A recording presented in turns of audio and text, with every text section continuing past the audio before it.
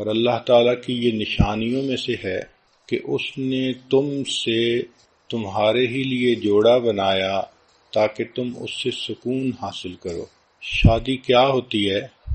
ایک مرد اور ایک عورت کے درمیان شرعی گواہوں کی موجودگی میں اللہ کے نام پر معاہدہ ہونا، اس کو شادی کہتے ہیں۔ یہ جو ایگریمنٹ ہوتا ہے، نکاح ہوتا ہے، یہ اللہ کے نام پر ہوتا ہے۔ اللہ تعالیٰ ہی کا نام اتنا اچھا ہے کہ وہ حرام کو حلال کر دیتا ہے۔ آپ دیکھیں، قربانی کے جان پر اللہ کا نام نہ لیا جائے تو وہ حرام۔ اسی طرح مرد اور عورت کے تعلق کے درمیان اللہ کا نام آئے گا تو عورت حلال ہوگی، وگرنہ دونوں کا ملنا ایک دوسرے کے ساتھ حرام ہوگا۔ قربان جائیں اس پروردگار کے نام پر کہ جس کا نام اتنی برکتوں والا۔ فرمایا وَاتَّقُوا اللَّهَ الَّذِي تَسَاءَلُونَ بِهِ وَالْأَرْحَامَ۔ دیکھا، اللہ کے نام پر عورت مرد کے لیے حلال ہوتی ہے، مرد عورت کے لیے حلال ہوتا ہے۔ تو اس شادی خانہ آبادی میں اس اللہ کو نہ بھولیں جس پروردگار کی وجہ سے دونوں میاں بیوی بنے۔ نکاح سے پہلے دونوں ایک دوسرے کے لیے غیر محرم تھے۔ لڑکے کے لیے لڑکی کو دیکھنا حرام، لڑکی کے لیے لڑکے کو دیکھنا حرام۔ اتنی اجنبیت، دوری۔ اللہ کا نام درمیان میں آیا، اتنے قریب ہو گئے کہ اب وہ بیوی سب اپنوں سے بڑی اپنی بن گئی، شریکہ حیات بن گئی۔ اس لیے شادی کے مقاصد ذہن میں رکھنے ضروری ہیں کہ یہ ایک بندھن ہے جو ایک مرد اور عورت کے درمیان ہوتا ہے گواہوں کی موجودگی میں اللہ کے نام پر۔ کہتے ہیں کہ wedding rings are the world's smallest handcuffs, کہ یہ جو ویڈنگ کی رنگ ہوتی ہے یہ دنیا کی سب سے چھوٹی ہتھ کڑی ہوتی ہے۔ دونوں ایک بندھن میں بندھ جاتے ہیں۔ قرآن مجید میں اللہ تعالیٰ فرماتے ہیں وَأَخَذْنَ مِنْكُمْ مِيثَاقًا غَلِيظًا، اور وہ تم سے ایک پکا عہد لے چکی ہیں، کمٹمنٹ لے چکی ہیں۔ چنانچہ شادی کے مقاصد میں سب سے پہلا مقصد ہے گناہوں سے بچنا۔ خاوند بیوی کے ذریعے گناہوں سے بچے اور بیوی خاوند کے ذریعے سے گناہوں سے بچے۔ یہ شادی کے مقاصد میں سے سب سے پہلا مقصد ہے۔ اور دوسرا مقصد ہے ایمان کو مکمل کرنا، کیونکہ نبی علیہ السلام نے ارشاد فرمایا النکاح نصف الایمان، نکاح آدھا ایمان ہے۔ شادی سے پہلے انسان جتنا ہی نیک بن جائے ابھی آدھے ایمان پر عمل کر رہا ہے۔ نکاح ہونے کے بعد اب ایمان کی تکمیل ہو جاتی ہے۔ اس لیے اللہ تعالیٰ بندے کے اعمال کا اجر بڑھا دیتے ہیں۔ حدیث مبارکہ میں ہے کہ شادی سے پہلے ایک نماز پڑھیں تو ایک نماز کا ثواب، اور شادی ہونے کے بعد ایک نماز پڑھیں تو 21 نمازوں کا ثواب، اور بعض روایات میں 42 نمازوں کا ثواب۔ تو اعمال کا اجر بڑھ جاتا ہے۔ اس کی کیا وجہ ہے کہ رب کریم یہ فرماتے ہیں کہ میرے بندے، پہلے تیرے اوپر صرف حقوق العباد تھے، ایک نماز کا اجر ایک ملتا تھا کہ صرف حقوق اللہ تھے، اب تیرے اوپر حقوق العباد بھی آ گئے۔ ان حقوق العباد کو پورا کرتے ہوئے جب تم میرے حقوق کو بھی پورا کرو گے، میں پروردگار اعمال کی قیمت بڑھا دوں گا۔ تو شادی کے مقاصد میں سے پہلا، میاں بیوی ایک دوسرے کے ذریعے سے گناہوں سے بچیں، اور دوسرا ایمان کی تکمیل ہو، اعمال کا اجر بڑھ جائے۔ تیسرا کہ دونوں کو عزت مل جائے۔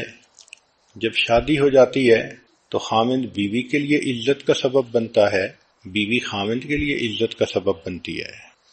پھر چوتھا مقصد محبت کا ملنا، کہ میاں بیوی دونوں ایک دوسرے کو محبتیں دیتے ہیں، محبتیں تقسیم کرتے ہیں، اور محبتوں بھری زندگی ہوتی ہے۔ پھر پانچواں مقصد ہے شریک حیات کا ملنا، کہ انسان زندگی کا ساتھی پا لیتا ہے۔ زندگی کے حالات کے اتار چڑھاؤ میں کوئی اس کا اپنا ہوتا ہے، وہ ایک دوسرے کے ساتھ شیئر کر سکتے ہیں۔ وہ دونوں مل کر زندگی کے غموں کا بوجھ اٹھا سکتے ہیں۔ پھر چھٹا مقصد ہوتا ہے اولاد کا ہونا، چنانچہ فطری خواہش ہے ہر انسان کی کہ اولاد ہو، اس لیے انبیاء کرام جیسی بزرگ ہستیاں بھی اللہ سے اولاد کے لیے دعائیں مانگتی رہیں۔ حضرت زکریا علیہ السلام نے دعا مانگی، رب انی وہن العظم منی واشتعل الرأس شیبا، اے میرے پروردگار اتنا بوڑھا ہو گیا ہوں کہ میری ہڈیاں بوسیدہ ہو گئیں اور میرے بال سفید ہو گئے، لیکن ابھی بھی میں آپ کے درگاہ سے اس نعمت کے حاصل کرنے میں مایوس نہیں ہوا، میں ابھی بھی دعا مانگتا ہوں۔ تو دیکھو بڑھاپے میں بھی انسان کی یہ تمنا ہوتی ہے۔ اسی طرح ہر عورت کے دل کی فطری خواہش ہوتی ہے کہ اللہ مجھے اولاد کی نعمت عطا فرمائے۔ اور ساتواں مقصد ہوتا ہے پرسکون زندگی گزارنا۔ اس لفظ کو سمجھنے کی کوشش کریں کہ آج کل ذہنوں میں یہ بات سما گئی کہ کوئی غم ہونا ہی نہیں چاہیے، پریشانی ہونی ہی نہیں چاہیے۔ ایک کافر کی سوچ اور ہوتی ہے، مومن کی سوچ اور ہوتی ہے۔ کافر یوں سوچے کہ کوئی پریشانی نہیں ہونی چاہیے تو وہ سوچ سکتا ہے، مگر مومن تو جانتا ہے کہ دنیا دارالمحن امتحان گاہ ہے، اور اس امتحان گاہ میں حالات عدلتے بدلتے ہیں، کبھی اللہ خوشی دے کر آزماتے ہیں، کبھی غم دے کر، کبھی صحت دے کر، کبھی بیماری دے کر۔ تو حالات کے اتار چڑھاؤ کو ایکسپیکٹ کرنا چاہیے۔ دنیا کی زندگی پھولوں کی سیج نہیں ہے، امتحان گاہ ہے۔ آپ کیا سمجھتی ہیں کہ جو دنیا کے بادشاہ ہوتے ہیں ان کو پریشانیاں نہیں ہوتی؟ توبہ توبہ، اتنے پریشان کہ ان کی پریشانیاں کسی شہر کے لوگوں میں تقسیم کر دیں تو شہر کے سارے لوگ پریشان ہو جائیں۔ تو مقصد سمجھیں کہ سکون پانا۔ تو میاں بیوی دونوں پرسکون ہوتے ہیں، اگرچہ تنگی ہو، اگرچہ پریشانی ہو، اگرچہ بیماری ہو۔ تو ان چیزوں کا ہونا الگ بات ہے اور دلی سکون ہونا یہ الگ بات ہے۔ جب انسان کو یہ محسوس ہوتا ہے نا کہ میں اکیلا نہیں، میرے ساتھ کوئی اور بھی ہے، تو پھر پریشانی نہیں لگتی، پھر دل پرسکون ہوتا ہے۔ اس لیے شریعت نے اتنا خوبصورت لفظ استعمال کیا کہ ایک لفظ سے شادی کا مقصد واضح فرما دیا۔ چنانچہ شادی ہونے کے بعد میاں بیوی مل کر قدم اٹھاتے ہیں، being together, sharing together, doing things together, یہ پھر ان کی زندگی کا اصول بن جاتا ہے۔ اب ہم پرسکون ازدواجی زندگی کیسے حاصل کریں؟ آئیے قرآن مجید کی تعلیمات کو سامنے رکھ کر اس مضمون کی تفصیلات سنیں۔ سب سے پہلے وَمِنْ آیَاتِهِ، اللہ تعالیٰ فرماتے ہیں کہ یہ اللہ کی نشانیوں میں سے ہے۔ تو خاوند بیوی کے لیے اللہ کی نشانی اور بیوی خاوند کے لیے اللہ کی نشانی۔ واقعی اگر اللہ نے میاں بیوی کو نہ بنایا ہوتا تو ہر ایک کی زندگی ادھوری ہوتی، ہر ایک کی زندگی میں خلا ہوتا۔ تو اس سے انسان عزت کرے، خاوند بیوی کی عزت کرے کہ میرے اللہ نے اس کو میری زندگی کے لیے بنایا ہے، اور بیوی اپنے خاوند کی عزت کرے۔ اور اس بات کو ذہن میں رکھیں کہ ہمارے درمیان جو نکاح کا معاہدہ ہے وہ اللہ کے نام پر ہے۔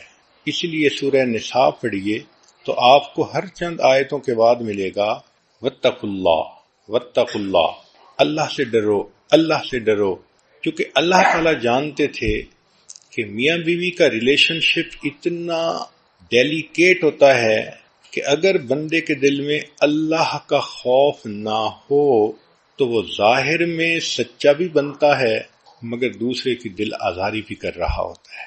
اس لیے اللہ نے فرمایا کہ تم مخلوق کا خیال مت رکھو، تمہارا معاملہ اللہ کے ساتھ ہے جو دلوں کے بھید جاننے والا ہے۔ So Allah is the witness to all thoughts, intentions and actions. تم جو کر رہے ہو، تمہارے من میں کیا نیت ہے اس کو اللہ جانتا ہے۔ آگے فرمایا وَجَعَلَ بَيْنَكُمْ مَوَدَّةً وَرَحْمَةً، اور اللہ نے تمہارے درمیان محبت پیدا کر دی، مودت کہتے ہیں محبت کو۔ چنانچہ میاں بیوی کو ایک دوسرے سے فزیکل اور ایموشنل دونوں طرح کی محبت چاہیے ہوتی ہے، اس لیے میاں بیوی آل سیزن فرینڈز ہوتے ہیں۔ یہ صرف بہار کے دوست نہیں ہوتے، یہ آل سیزن فرینڈز ہوتے ہیں، اور یہ فرینڈشپ آپس میں بلٹ اپ کرنی پڑتی ہے، اس پر انویسٹ کرنا پڑتا ہے۔ جتنا ایک دوسرے کی خاطر انویسٹمنٹ کریں گے اتنا یہ محبت مضبوط ہوتی چلی جائے گی۔ ایک دوسرے کو ٹائم دینا، ایفرٹس دینا، کیئر دینا، سپورٹ دینا، ایک دوسرے کے کام کرنا، ایک دوسرے کی ضروریات زندگی میں دلچسپی لینا، اس سے شادی کا بندھن مضبوط ہو جاتا ہے۔ یوں سمجھ لیں کہ میاں بیوی کا ایک ایموشنل بینک اکاؤنٹ ہوتا ہے، جتنا وہ اس کے اندر ان پٹ ڈالتے رہتے ہیں اتنا ان کی شادی پرسکون ہوتی ہے۔ Love is directly proportional to investment. جس چیز پر جان، مال، وقت لگتا ہے اس کی محبت دل میں آتی ہے، یہ اصول ہے۔ اس کی مثال سن لیجئے، ماں بیٹے کے اوپر کتنی انویسٹمنٹ کرتی ہے۔ 24 گھنٹے کی خادمہ، پہلے کھلاتی ہے بعد میں کھاتی ہے، پہلے پلاتی ہے بعد میں پیتی ہے، پہلے بچے کو سلاتی ہے بعد میں خود سوتی ہے۔ کتنی تھکی ہوئی کیوں نہ ہو، بچے کی آواز آنے پر فوراً اٹھ کھڑی ہوتی ہے اور بچے کی ضرورت کو پورا کرتی ہے۔ تو جب ماں بیٹے کو دودھ پلاتی ہے، اس کی کیئر کرتی ہے، لک آفٹر کرتی ہے، اتنا اس پر انویسٹمنٹ کرتی ہے تو بچے کی محبت بھی اس کے دل میں آ جاتی ہے۔ اتنی ٹچی ہوتی ہے، اپنی تکلیف گوارا کر لیتی ہے، بچے کی تکلیف اس سے گوارا نہیں ہوتی۔ انسان تو انسان، جانوروں میں بھی ہم نے دیکھا کہ مدر اپنے بیبی کے بارے میں کتنی پوزیسو ہوتی ہے، پروٹیکٹیو ہوتی ہے۔ اس کی بنیاد کیا کہ ماں کی انویسٹمنٹ ہوئی ہوتی ہے۔ اب ایک ماں کا بیٹا ہو اور اس کو فوراً لے کر کسی اور کے حوالے کر دیں تو آپ دیکھیں گے کہ ان دونوں کے درمیان آپس میں محبت کا رشتہ گہرا نہیں ہوگا۔ اسی طرح جو لوگ دین کے اوپر جان، مال اور وقت لگاتے ہیں ان کے دل میں دین کی عزت آ جاتی ہے، محبت آ جاتی ہے، قدر آ جاتی ہے۔ آج کے مرد لوگ بزنس پر اپنا وقت لگاتے ہیں، مال لگاتے ہیں، تو ان کو بزنس سے کتنی محبت ہوتی ہے۔ تو یہ ذہن میں رکھیں کہ جتنا ایک دوسرے کے لیے وقت دیں گے، قربانی دیں گے، ایک دوسرے کا خیال رکھیں گے، ایفرٹس کریں گے، اتنا یہ شادی کا رشتہ مضبوط ہوگا اور یہ محبت گہری سے زیادہ اور گہری ہوتی چلی جائے گی۔ تو میاں بیوی ایک دوسرے کو اون کریں۔ جہاں ایک دوسرے کی خاطر قربانیاں نہیں ہوتی وہاں تعلق کمزور ہوتا ہے۔ چنانچہ ایک واقعہ ہے، ایک لڑکی زینب کی شادی ہوئی اور اس کو ساس ایسی ملی کہ اللہ کی پناہ، چھوٹی چھوٹی بات پہ تنقید کرنے والی، سمجھانے والی، بتانے والی۔ میاں بیوی آپس میں بہت خوش تھے، مگر ساس ہر وقت کوئی نہ کوئی مشورہ دیتی تھی، کوئی پوائنٹ نکال لیتی تھی جس سے اس بچی کا دل دکھتا تھا، اس کا دل تنگ ہوتا تھا۔ چنانچہ 1 سال اس نے جب گزارا تو اس نتیجے پر یہ پہنچی کہ اس ساس کی موجودگی میں میری زندگی کبھی خوش نہیں گزر سکتی۔ تو اس کے دل میں ایک نفرت آ گئی، دشمنی آ گئی، عناد آ گیا۔ یہ ایک آنکھ اپنی ساس کو نہیں دیکھنا چاہتی تھی، اس کا دل چاہتا تھا زمین پھٹے اور یہ بوڑھی عورت اندر اتر جائے، میری جان چھوٹ جائے اس سے۔ ایک دن یہ بیمار تھی تو حکیم کے پاس گئی دوائی لینے کے لیے، تو وہاں اس کے دل میں شیطان نے یہ بات ڈالی کہ کیوں نہ حکیم صاحب سے میں کوئی ایسی دوائی لے لوں کہ جس کی وجہ سے میری ساس مر ہی جائے، میری جان چھوٹ جائے۔ چنانچہ اس نے رو دھو کر حکیم کو بتایا، میں بہت دکھی ہوں، میں بہت پریشان ہوں، آپ میری ہیلپ کریں، مجھے کوئی دوائی ایسی دیں جو میں ساس کو کھلاؤں اور میری جان چھوٹ جائے۔ حکیم سمجھدار تھا، اس نے کہا بہت اچھا، میں تمہیں دوائی تو دے دیتا ہوں، لیکن ایک بات ذہن میں رکھنا کہ اگر ایسی دوائی دی کہ فوری اثر کرے تو تمہارے نام لگ جائے گا، تمہارے اوپر لوگ شک کریں گے، تم اس کے قتل کرنے والی بن جاؤ گی۔ اس نے کہا ہاں بات تو ٹھیک ہے۔ تو حکیم نے کہا کہ میں ایک ایسی دوائی دیتا ہوں کہ جو سلو پوائزن ہے، اس میں 1 سال لگے گا، اور 1 سال میں یہ عورت اندر سے اتنی کمزور ہو جائے گی کہ مر ہی جائے گی۔ وہ بہت خوش ہو گئی کہ اچھا آپ ایسی دوائی مجھے دے دیں۔ چنانچہ حکیم نے ایک دوائی دے دی اور کہا کہ اس کو وقتاً فوقتاً کھلاتی رہنا، اور 1 سال کا عرصہ ہے، تمہاری جان چھوٹ جائے گی۔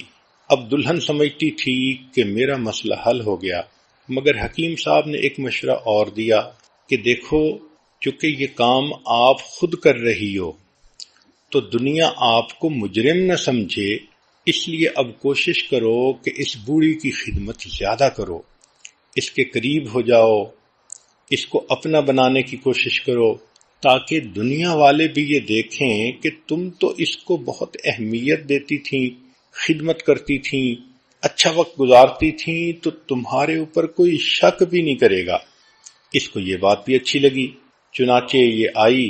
اب اس نے اس کو اپنی ساس کو وہ دوائی دینی شروع کر دی، مگر ایک تبدیلی یہ آئی کہ اس نے ساس کو اب ذرا زیادہ وقت دینا شروع کر دیا، ان کی خیال رکھتی، ان کی بات مانتی، ان کا دل خوش کرنے کی کوشش کرتی، کہ تاکہ ساس بھی کہے کہ اس نے مجھے بہت محبت دی، اور خامد بھی یہی سمجھے کہ میری بیوی نے تو اس کی خدمت کرنے میں کوئی کمی نہیں چھوڑی۔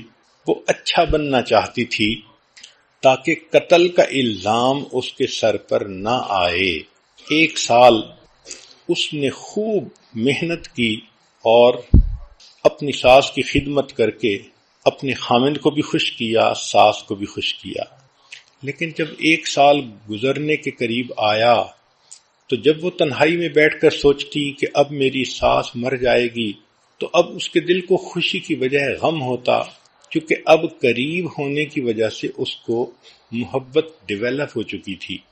چنانچہ 1 سال کے بعد وہ روتی ہوئی پھر حکیم کے پاس آئی اور کہنے لگی کہ پلیز آپ مجھے اس زہر کا کوئی اینٹی ڈوٹ دے دیں، میں نہیں چاہتی کہ میری ساس مرے، وہ اتنی میرے ساتھ اچھی ہو گئی ہے، میں اس کے ساتھ اتنی کمفرٹیبل فیل کرتی ہوں کہ میں نہیں چاہتی کہ وہ فوت ہو۔ جب اس نے یہ کہا تب حکیم صاحب نے بتایا کہ بہت اچھا، میں نے اس کو زہر نہیں دی تھی، ایک عام دوائی دے دی تھی تاکہ تمہارے دل کو تسلی رہے کہ زہر دی جا رہی ہے، لیکن جو میں نے تمہیں نصیحت کی تھی کہ ساس کی خدمت کرو، وقت دو، اس کی بات مانو، اصل تو یہ بنیاد تھی۔ پہلے تم نے انویسٹمنٹ کوئی نہیں کی ہوئی تھی، تمہیں اس کی بات بری لگتی تھی، وہ تمہیں سمجھاتی تھی تمہارے فائدے کی نیت سے، اور تمہیں زہر چڑھتا تھا۔ اب جب تم نے اپنے آپ کو سمجھا کر اس کی خدمت کرنی شروع کر دی تو اب تمہارے درمیان محبت پیدا ہو گئی۔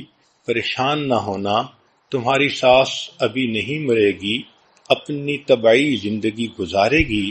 اب اس لڑکی کے آنکھوں سے پھر آنسو آ گئے، یہ غم کے آنسو نہیں تھے، یہ خوشی کے آنسو تھے۔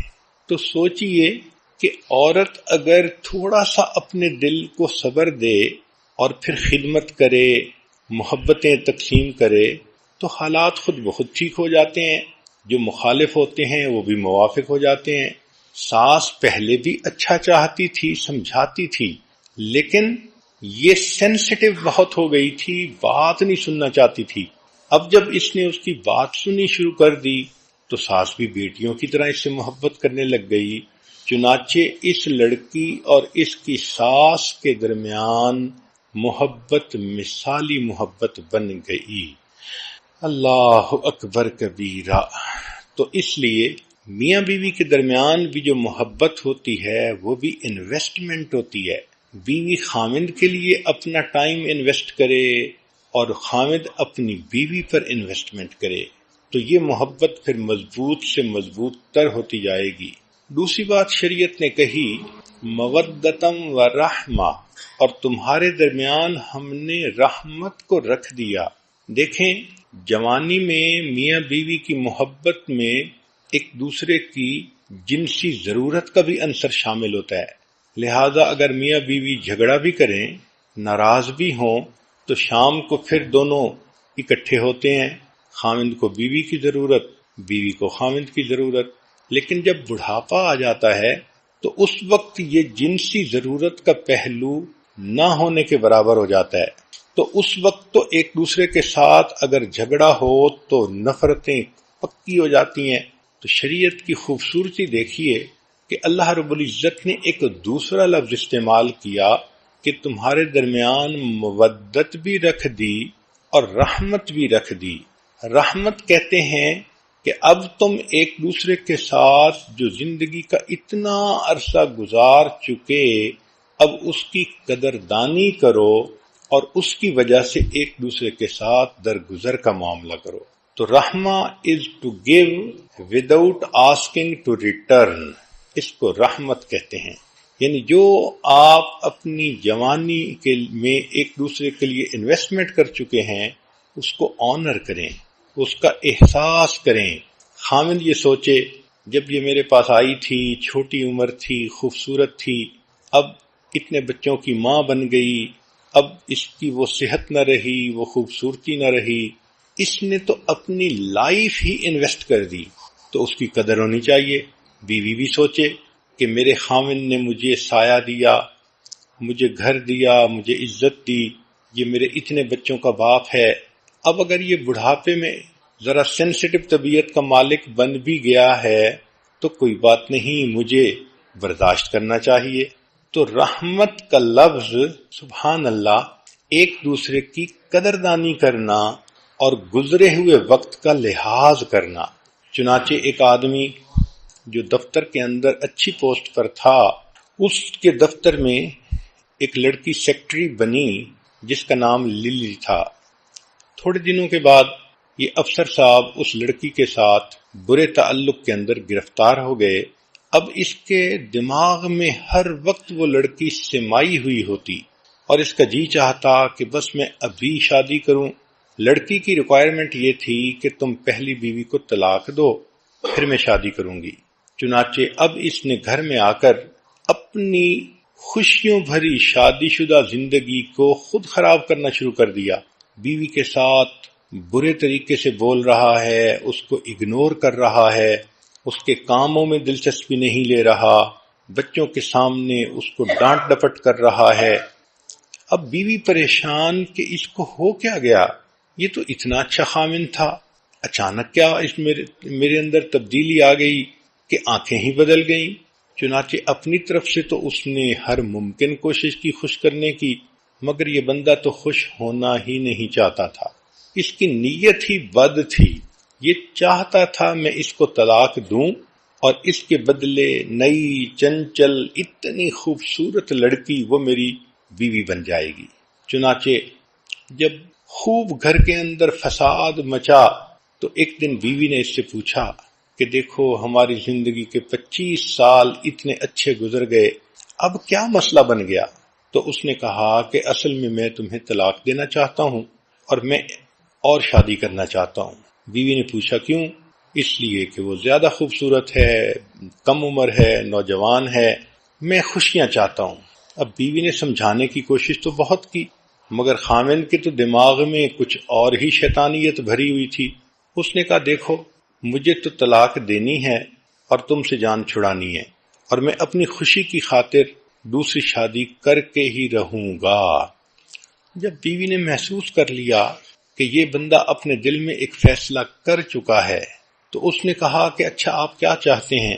خاوند نے کہا کہ چونکہ میرے پاس تنخواہ بہت ہے، مال و دولت ہے، میں تمہیں یہ گھر بھی دے دیتا ہوں اور میں تمہیں گاڑی بھی دے دیتا ہوں اور اتنا ماہانہ خرچہ بھی تمہارا میں طے کر دیتا ہوں، تم بچوں کے ساتھ اس گھر میں رہو، ان کو پالو، البتہ مجھ سے طلاق لے لو تاکہ میں دوسری شادی کر کے اس نئی بیوی کے ساتھ خوشیوں بھرا دن گزاروں۔ بیوی تھوڑی دیر خاموش رہی، پھر کہنے لگی کہ اچھا میری شرط یہ ہے کہ نہ مجھے مکان چاہیے، نہ مجھے تمہارا ماہانہ خرچہ چاہیے اور نہ مجھے تمہاری گاڑی چاہیے۔ اس نے کہا پھر کیا چاہیے؟ اس نے کہا کہ بس میری شرط یہ ہے کہ تم مجھے محبت بھرا 1 مہینہ دے دو، اور اس 1 مہینے میں اس طرح محبت سے رہو جیسے ہم اس وقت محبت سے رہتے تھے جب ہماری شادی ہوئی تھی، ابتدائی دنوں میں۔ خامن نے کہا کہ یہ تو بہت آسان کام ہے، 1 مہینہ اس کو محبتیں دو، پیار دو، اور پھر جان ہی چھوٹ جائے گی۔ چنانچہ خامن نے اس کے ساتھ یہ عہد کر لیا۔ اب چونکہ میاں بیوی میں عہد تھا تو بیوی نے اسے کہا کہ دیکھو، جب شادی ہوئی تھی میں دلہن تھی، آپ ایسے آتے تھے، ایسے بیٹھتے تھے، ایسے بات کرتے تھے، میں بھی آپ سے ایسے بات کرتی تھی، لہذا ہم نے یہ مہینہ اسی حالت میں گزارنا ہے۔ خامن نے کہا بہت اچھا۔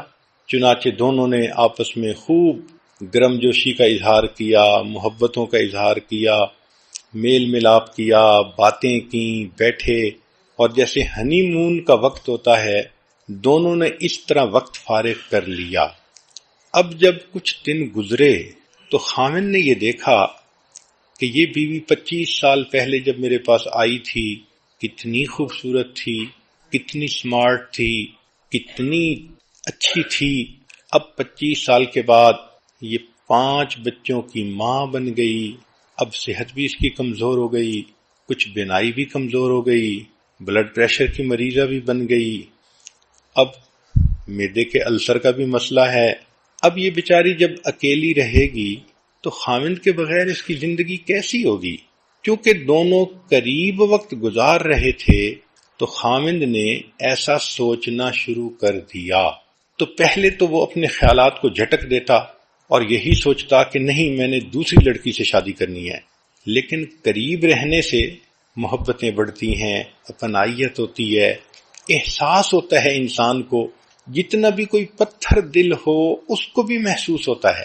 چنانچہ 1 مہینہ جب قریب رہے تو آخری دن بیوی یہ ایکسپیکٹ کر رہی تھی کہ آج مجھے طلاق کا کاغذ مل جائے گا، لیکن آخری دن فلورسٹ کی طرف سے پھولوں کا ایک گلدستہ آیا اور اس گلدستے پر خامند کی طرف سے یہ پیغام لکھا ہوا تھا کہ جس طرح میں نے محبت بھرا یہ مہینہ تمہارے ساتھ گزارا، میں زندگی کے باقی دن بھی اسی طرح محبت سے گزاروں گا، میں دوسری شادی نہیں کروں گا۔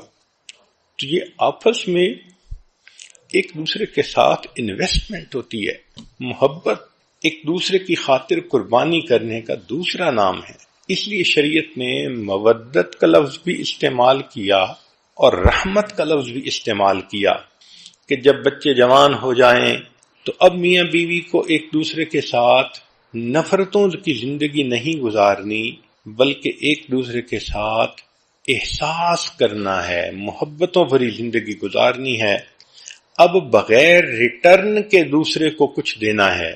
اس لیے کہتے ہیں کہ you can give without loving but you can not love without giving.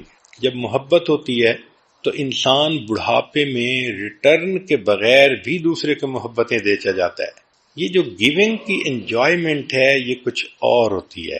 اس لیے بڑھاپے میں ایک دوسرے کی کوتاہیوں سے، کمزوریوں سے درگزر کرنا اور برداشت کر لینا، اس لیے شریعت نے رحمت کا لفظ استعمال کیا۔ کہتے ہیں کہ a good marriage is the union of 2 فارگیورز، یعنی بیوی خامند کی کوتاہیوں سے درگزر کرے، خامند بیوی کی کوتاہیوں سے درگزر کرے۔ پھر شریعت نے کہا لِتَسْكُنُوا إِلَيْهَا، تاکہ تم سکون پاؤ۔ اب یہ سکون جو ہے انسان کو تب ملتا ہے جب دونوں نیک بن کر ایک دوسرے کے ساتھ محبت بھری زندگی گزارتے ہیں۔ یہاں بعض مفسرین نے ایک عجیب نکتہ لکھا ہے۔ وہ کہتے ہیں کہ عربی زبان میں ہر حرف کے اوپر ایک حرکت ہوتی ہے، ضمہ، فتحہ، کسرہ۔ ہم اردو میں کہہ دیتے ہیں زبر، زیر اور پیش، اور جس پر کوئی حرکت نہ ہو اس کو کہتے ہیں کہ اس کے اوپر سکون ہے۔ تو اس کا مطلب یہ کہ سکون زندگی میں ہو۔ گویا میاں بیوی یہ عہد کریں کہ ہم ایک دوسرے کے ساتھ ایک بندھن میں بندھ گئے، اب ہم کسی غیر کے ساتھ کوئی حرکت نہیں کریں گے جو ہماری زندگی کو خراب کرے۔ ہم ایک دوسرے کے لیے مخصوص ہو گئے ہیں، بکنگ ہو گئی ہے ہماری ایک دوسرے کے لیے۔ اگر اس سکون کو اردو کا لفظ سمجھ لیں تو اردو میں کہتے ہیں خوشی ہونا، دل میں پریشانی کا نہ ہونا، اس کو سکون کہتے ہیں۔ یعنی خامد اتنا اچھا بنے کہ بیگم بے غم بن جائے، اور بیوی اتنی اچھی بنے کہ مرد اس کا ہمدرد بن جائے، دونوں کی زندگی بندگی بن جائے، اس کو سکون کہتے ہیں۔ اس لیے شریعت نے کہا کہ گھر میں سکون ملتا ہے، بیوی سے سکون ملتا ہے، رات میں سکون ملتا ہے۔ وَجَعَلَ اللَّيْلَ سَكَنًا، بیوی کے بارے میں فرمایا لِتَسْكُنُوا إِلَيْهَا، گھر کے بارے میں فرمایا وَسَكَنْتُمْ فِي مَسَاكِنِكُمْ۔ تو انسان اگر پرسکون زندگی گزارنا چاہتا ہے اپنے گھر میں اپنی بیوی کے ساتھ دن رات کا وقت گزارے، تب اس کو پرسکون زندگی گزر سکتی ہے۔ جو شادی شدہ لوگ سڑکوں پر چوراہوں میں سکون ڈھونڈتے پھرتے ہیں وہ بیچارے قابل رحم ہوتے ہیں، ان کو شیطان نے بہکایا ہوتا ہے، وہ دھوکہ کھائے ہوئے لوگ ہوتے ہیں۔ بھلا سڑکوں پہ سکون کہاں ملتا ہے؟ ہوس ملتی ہے، حسرت ملتی ہے، پریشانی ملتی ہے، اللہ کے ہاں ناکامی ملتی ہے۔ سکون تو ملتا ہے اس طریقے سے زندگی گزارنے پر جو طریقہ ہمیں شریعت نے بتایا ہے۔ چنانچہ قرآن مجید کی تعلیمات پر غور کریں تو شریعت نے کہا ہن لباس لکم وانتم لباس لہن، خاوند بیوی کا لباس ہے اور بیوی خاوند کے لیے لباس ہے۔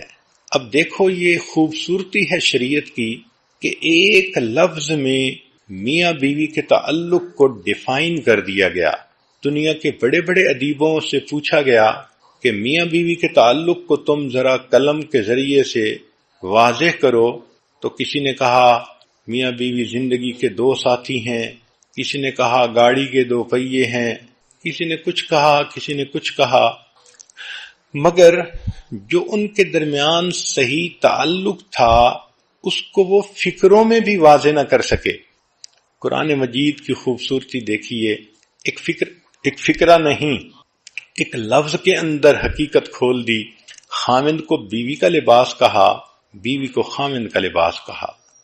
نکتہ کیا ہے کہ لباس سے انسان کے عیب چھپتے ہیں، بیوی کے عیب خاوند کی وجہ سے چھپتے ہیں، خاوند کے عیب بیوی کی وجہ سے چھپتے ہیں۔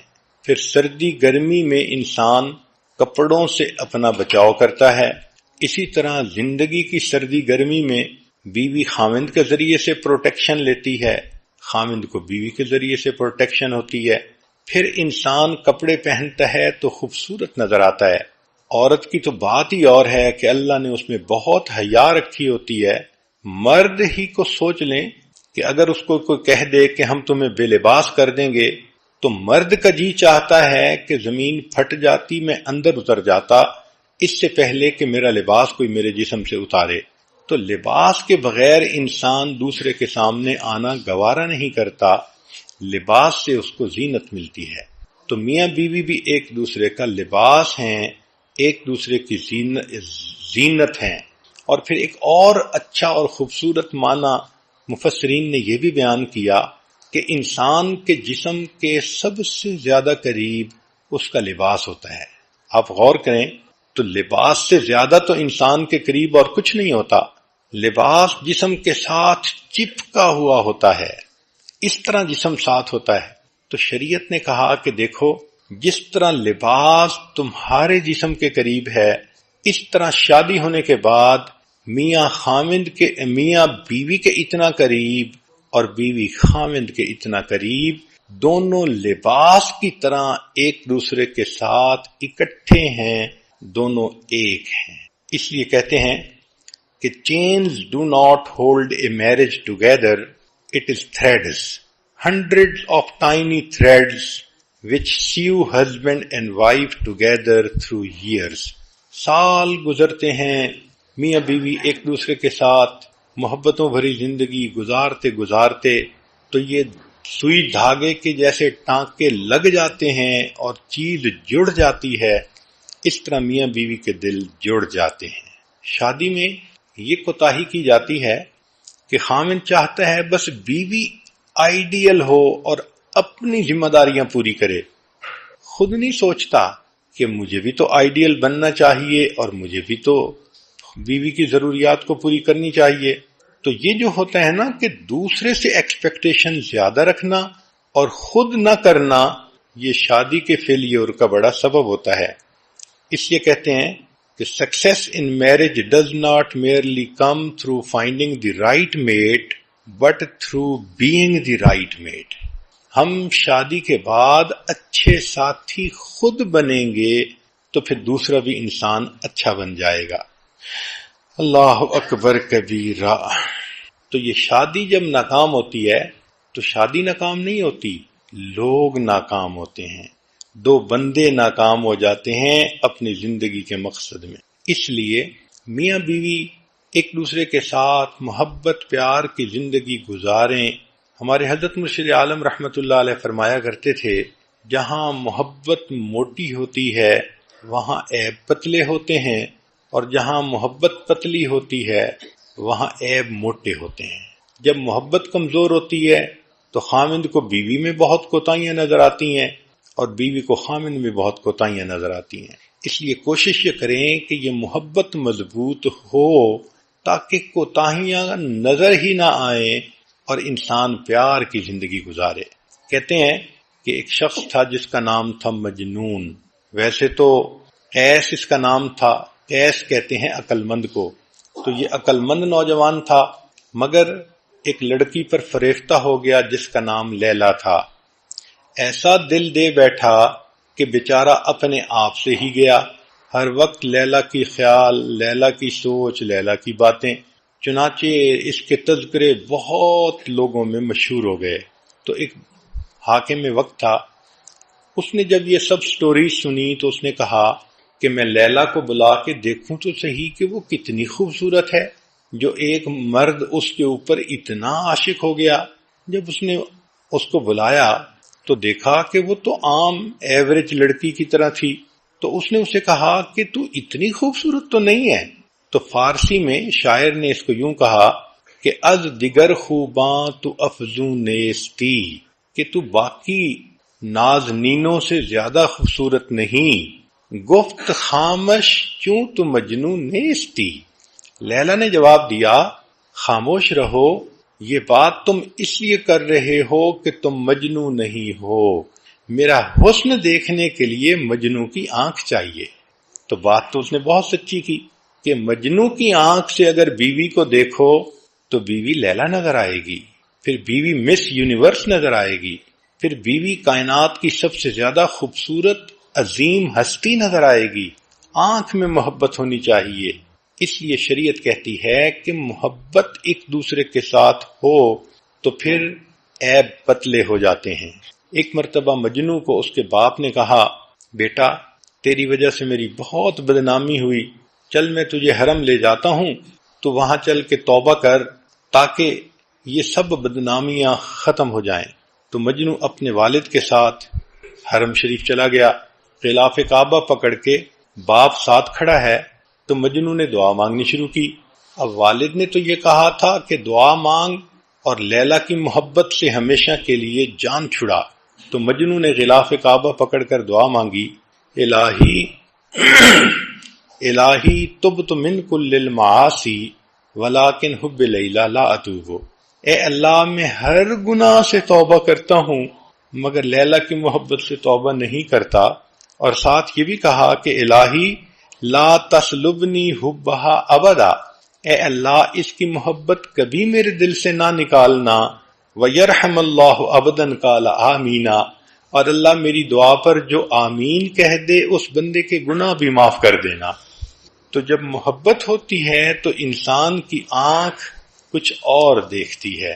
شریعت نے ہمیں یہ کہا کہ میاں بیوی ایک دوسرے کو مجنو اور لیلا کی آنکھ سے دیکھیں تو غلطی کوتاہیاں نظر ہی نہیں آئیں گی اور ایک دوسرے کے ساتھ اچھی زندگی گزرے گی۔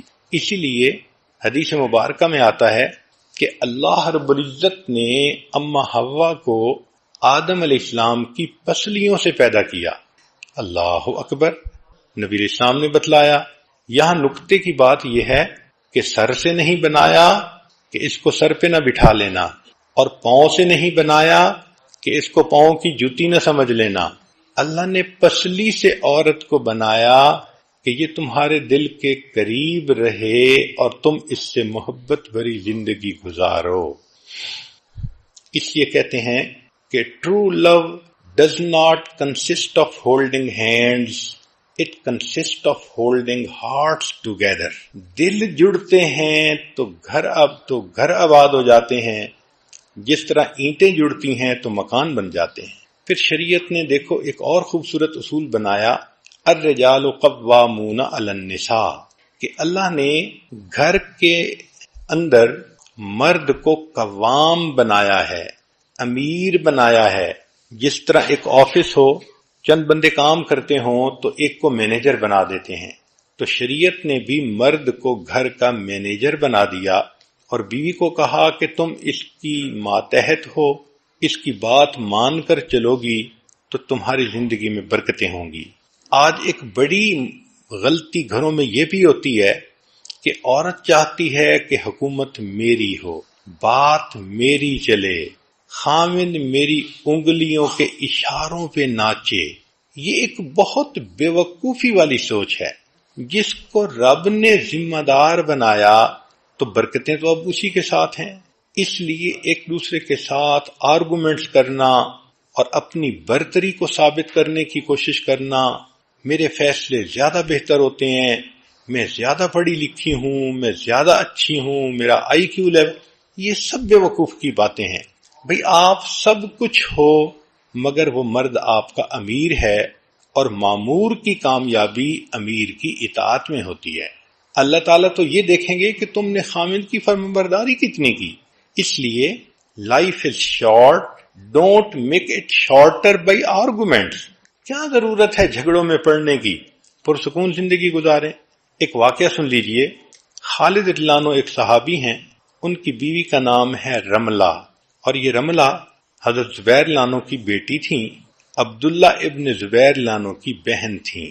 اسماء رضی اللہ عنہ جو صدیق اکبر رضی اللہ عنہ کی بیٹی ہیں، یہ ان کی بیٹی تھیں۔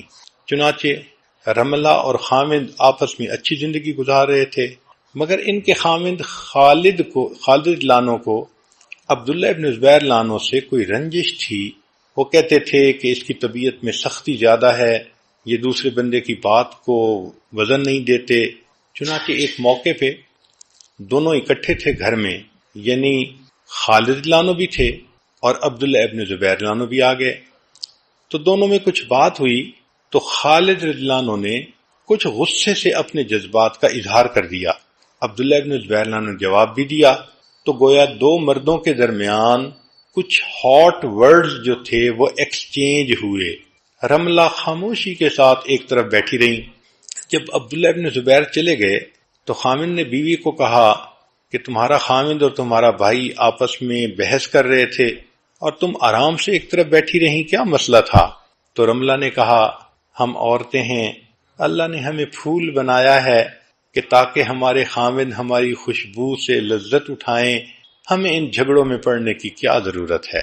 اتنا خوبصورت جواب تھا کہ خالد لانو اٹھے اور انہوں نے بیوی کے ماتھے پہ بوسہ دیا اور ان کا غصہ ہی ختم ہو گیا۔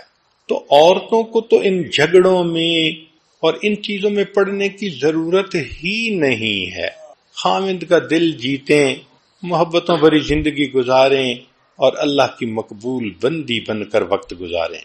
قرآن مجید پر نظر دوڑائیے تو قرآن مجید نے ایک اور خوبصورت اصول بتایا، فرمایا وَعَاشِرُوهُنَّ بِالْمَعْرُوفِ، کہ خامدو تم اپنی بیویوں کے ساتھ اچھے سلوک کی زندگی گزارو۔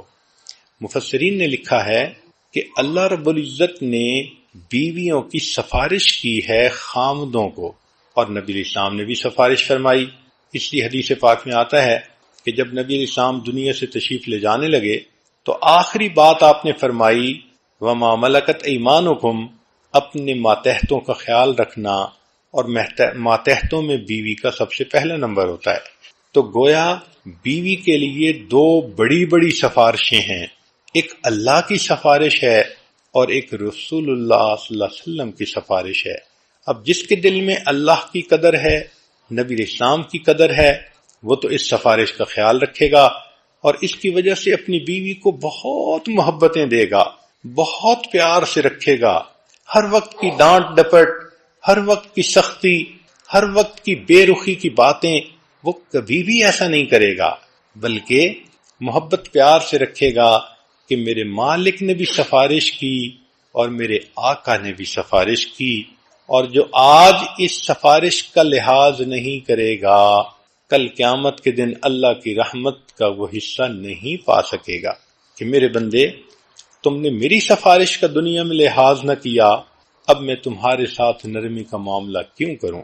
حضرت تھانوی رحمۃ اللہ نے واقعہ لکھا ہے، ایک بندے کی بیوی سے بڑی غلطی ہو گئی، چاہتا تو طلاق دے دیتا، گھر بھیج دیتا، مگر اس نے دیکھا کہ بیوی بہت زیادہ ریپینٹ کر رہی ہے تو اس نے اس کو اللہ کے لیے معاف کر دیا۔ کچھ عرصے بعد یہ خامند کی وفات ہوئی، خواب میں کسی نے دیکھا تو پوچھا کیا ہوا، تو اس نے کہا کہ اللہ کے حضور پیشی ہوئی، اللہ رب العزت نے فرمایا تم نے اپنی بیوی کو میری بندی سمجھ کے معاف کیا تھا، آج میں تمہیں اپنا بندہ سمجھ کے معاف کر دیتا۔ تو ہم ایک دوسرے کی غلطیوں سے درگزر کریں گے، اس کے بدلے اللہ ہماری غلطیوں سے درگزر فرمائیں گے۔ تو کامیاب ازدواجی زندگی کے لیے دو نکتے کی باتیں ذرا ذہن میں رکھ لینا۔ ایک تو یہ کہ شادی کے بعد میاں بیوی کو اپنی ایک لینگویج ڈیولپ کر لینی چاہیے، اس کو کہتے ہیں لینگویج آف میرج۔ ایک دوسرے کو محبت کی نظروں سے دیکھنا، مسکرا کے دیکھنا، پیار بھرے لفظ ایک دوسرے کو ایکسچینج کرنا، اشارے کرنا، یہ سب کے سب مل ملا کر ایک لینگویج بنتی ہے جس کو لینگویج آف میرج کہتے ہیں۔ جس میاں بیوی کے درمیان یہ لینگویج ڈیولپ نہیں ہوئی ان کی زندگی کبھی پرسکون نہیں گزر سکتی۔ تو ایک تو میاں بیوی میرج کی لینگویج کو ڈیولپ کریں، اشارے کنائے ہوں۔ میاں بیوی کے اشارے کنائے تو ایسے ہوتے ہیں کہ شاعر نے لکھ دیا، میانے عاشق و معشوق رمزیست، کرامن کاتبین راہم خبر نیست، کہ میاں بیوی کے درمیان ایسے اشارے ہوتے ہیں کہ فرشتوں کو بھی پتہ نہیں چلتا، وہ میسج پاس آن کر جاتے ہیں۔ تو ایک تو اس لینگویج کا ڈیولپ ہونا ضروری ہے، اور دوسرا جیسے آپ مختلف مضمون سکول میں پڑھتی ہیں، سائنس کا مضمون، کیمسٹری کا مضمون، فزکس کا مضمون، تو آج آپ کو ایک مضمون پڑھائیں جس کو کہتے ہیں arithmetic of marriage. Arithmetic of marriage یعنی شادی کا یہ الجبرا ہے۔ اس الجبرے کا قانون کیا ہے کہ 1+1 is everything، یعنی میاں اور بیوی دونوں اکٹھے ہیں تو سب کچھ ہے، اور 2-1 is nothing، کہ اگر دو ہیں مگر الگ ایک کو کر دیں تو پیچھے کچھ بھی نہیں بچتا۔ تو یہ ارتھمیٹک کی ایکویشن یاد کر لیں کہ 1+1 is everything اور 2-1 is nothing۔ اب لب لباب آج کی گفتگو کا کہ اگر میاں بیوی چاہتے ہیں کہ ایک دوسرے کے ساتھ پرسکون ازدواجی زندگی گزاریں تو اس کا طریقہ یہ ہے کہ دونوں اللہ کے فرما بردار بندے بن کر زندگی گزاریں۔ یہ اصول یاد رکھنا، جو خدا کا فرما بردار نہیں وہ بندوں کا فرما بردار کبھی نہیں بن سکتا، جو خدا کا وفادار نہیں وہ بندوں کا وفادار کبھی نہیں بن سکتا۔ اسی لیے جو نیک نہیں ہوتے خامن بیویوں کے سامنے جھوٹ بولتے ہیں، سبز باغ دکھاتے ہیں، الٹے سیدھے بہانے بناتے ہیں، اندھیرے میں اس کو رکھتے ہیں اور قسمیں کھا کر کہیں نہ کہیں اپنی انوالومنٹ کی زندگی گزار رہے ہوتے ہیں، اور جو بیویاں نیک نہیں ہوتی وہ خامند کے ناک کے نیچے دیا جلا رہی ہوتی ہیں، خامند کے پاس رہتے ہوئے اس سے منافقت کر رہی ہوتی ہیں۔ تو اصل چیز یہ ہے کہ ہم اللہ کے بندے بنیں گے تو ایک دوسرے کے ساتھ بھی ہم پرخلوص زندگی گزار سکیں گے۔ لہذا ازدواجی زندگی کامیاب گزارنے کے لیے دونوں نیک بن جائیں تو محبتیں گہری ہو جاتی ہیں۔ شریعت نے بھی کہا الطیبات للطیبین والطیبون للطیبات۔ عورت اس چیز کو سمجھنے کی کوشش کرے کہ نیکی کے اندر مقناطیسیت ہوتی ہے۔ جس طرح مقناطیس مضبوط ہو تو لوہے کے ٹکڑے کو کھینچ کے چپکا لیتا ہے، عورت کے اندر اگر نیکی ہوگی تو خامد کو کھینچ کے وہ چپکا لے گی، مقناطیس بن جائے گی۔ اس لیے انگریزی کے دو لفظ ہیں، ایک ہے نو، NO نو، اس کا مطلب ہوتا ہے نہیں، اور ایک ہے KNOW نو، اس کا مطلب ہوتا ہے جاننا۔ تو اصول یاد رکھیں کہ